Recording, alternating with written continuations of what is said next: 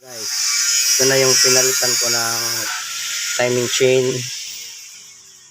timing guide, tensioner bearing. So ngayon bago ko ito takpan at panda rin, i-recheck ko muna ulit yung mga camshaft cap, final torque.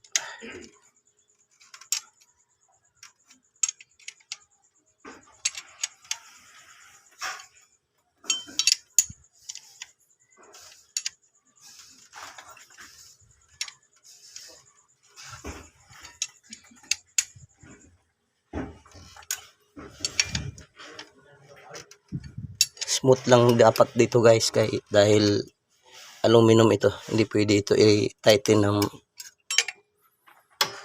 sobra, malulos thread. So ayan, okay na. Check natin yung tensioner. So far okay na. Ito yung timing chain.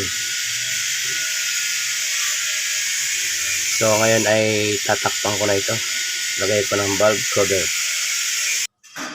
I-double check ko na rin ang itong sprocket bolt nya.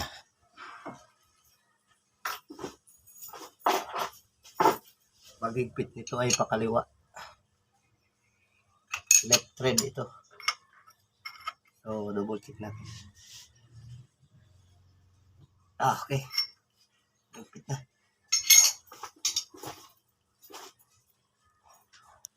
Lalagyan ko na rin itong half mo ng beta gray para walang leaking.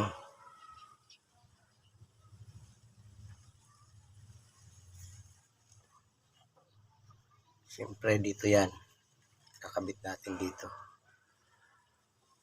sa may timing chain.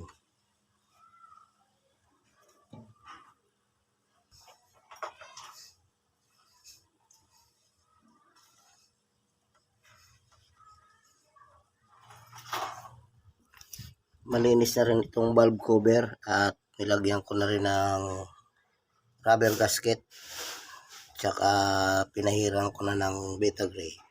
So ikabit ko na ito. Here we go.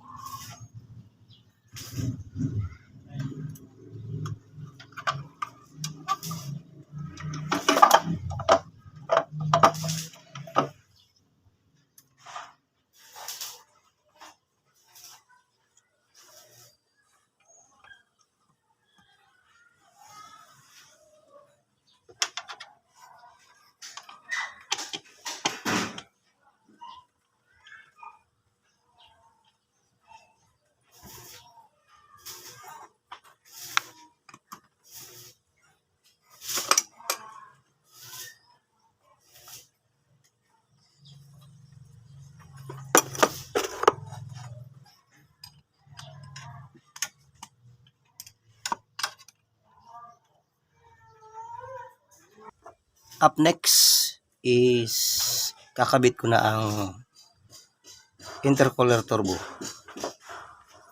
or turbo intercooler.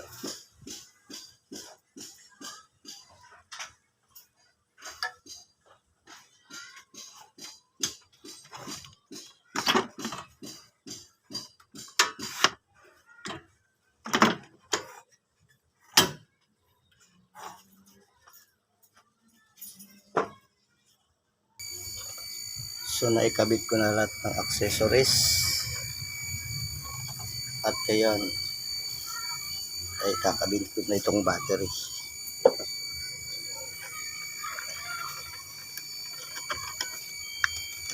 Positive lang kasi nakabit na yung negative.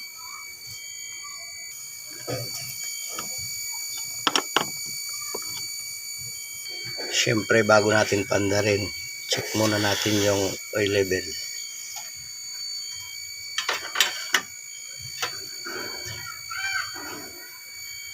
Ayan, okay pa naman, nasa pangalawang guhit pa.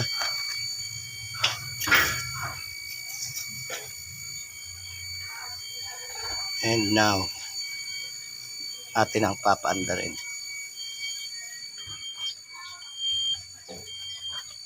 Then here we go.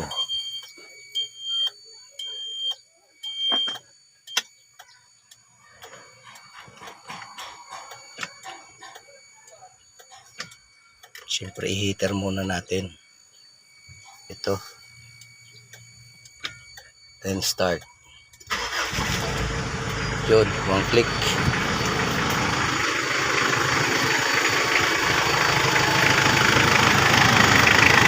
So ito na. Ganda na yung circulation ng tubig. Ganda na rin yung minor. Tulog niya. So check natin kung may oil leaking.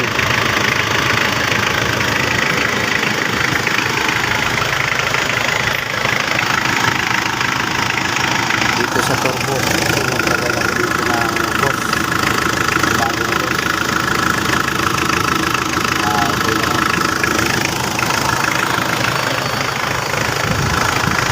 So ayan guys, ito lang pinalitan ko ng timing chain at tensioner bearing at tensioner at timing guide.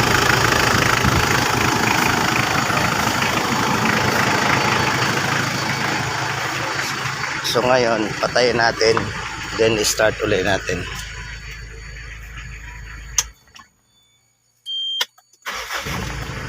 Okay, one click. Siyempre, re-revolution natin konti. I-accelerate natin konti.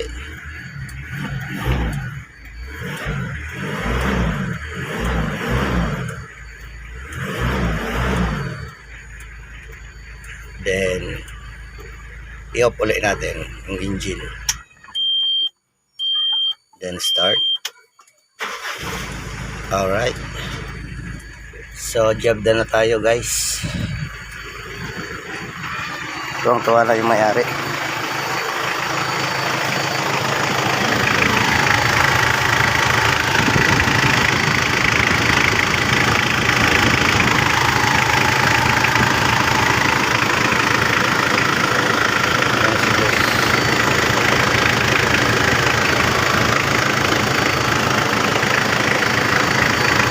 Okay na sir. One click na.